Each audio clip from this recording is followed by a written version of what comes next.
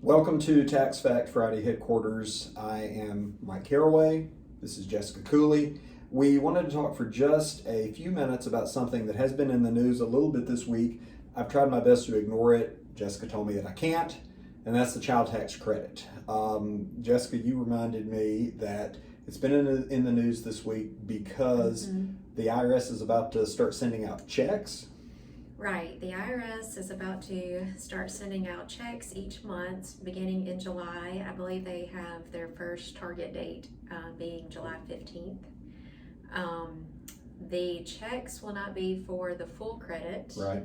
It'll be about half of the total credit for the year. Right.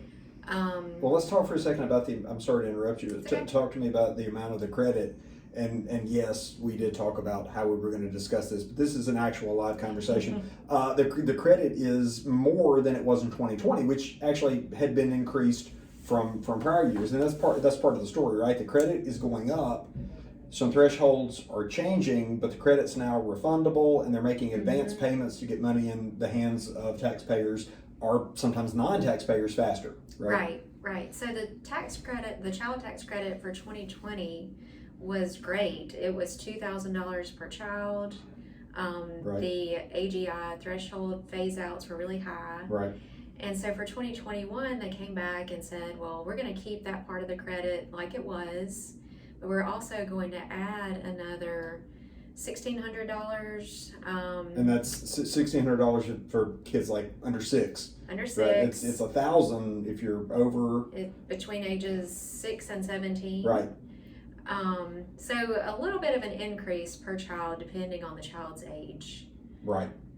For 2021. Right, and it's refundable now, right? And like we said, it's refundable. They're sending out checks, but that doesn't mean that it's simple, right? Because you're receiving an advance payment for a credit, so you have to reconcile this when you file your tax returns for 2021. Yeah, so most people are a little familiar with this process just from the stimulus payments for 2020. Yep.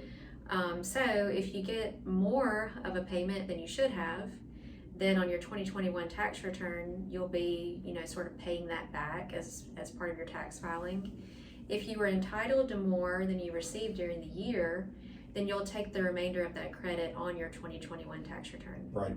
So we were talking about this earlier, and there is no way to watch this video or really read a news article and get everything there is about the child tax credit. We wanted to talk more in terms of themes. Themes being, it has changed.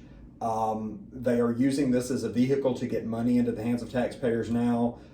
You can look at that from a couple of perspectives. One, it's a political stunt. It is. Or it is a way to get money into the hands of people who need it quickly. It is that too. Those aren't mutually exclusive. It's both of those things.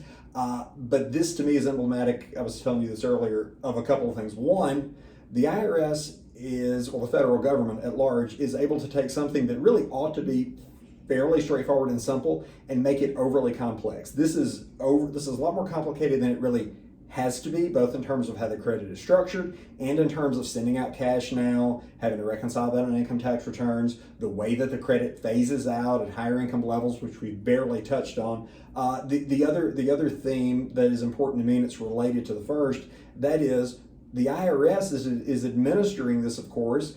The IRS, for a lot of really good reasons, the pandemic, they're understaffed. They're still opening mail from over a year ago, but now they've got to send out all these checks.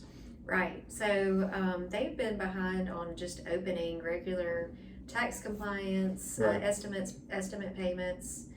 I think the last time that I heard a number reported, they were like 9 months behind opening their mail. Yeah.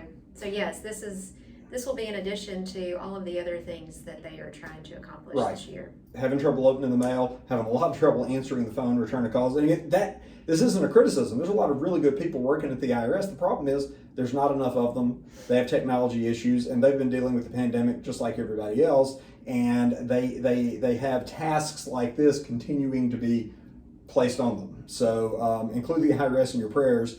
But we wanted to let you know a little bit about this credit. There's a lot more that can be discussed about this and other things. Watch the mail if you think you may be having a check coming. There's a way to opt out. of receiving that check if you'd like. Right. Right, so if you would just like to take the credit on your 2021 tax return, Right.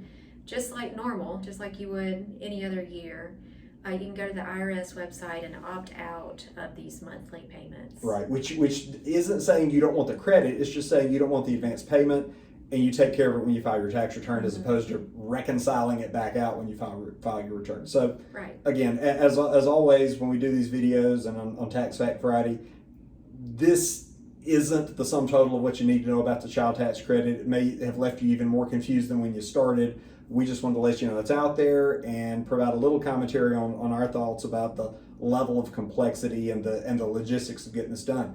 Anything else you can think of? Happy Tax Fact Friday. Happy Tax Fact Friday, everybody. Thanks a lot, and keep checking back for more videos. Thanks.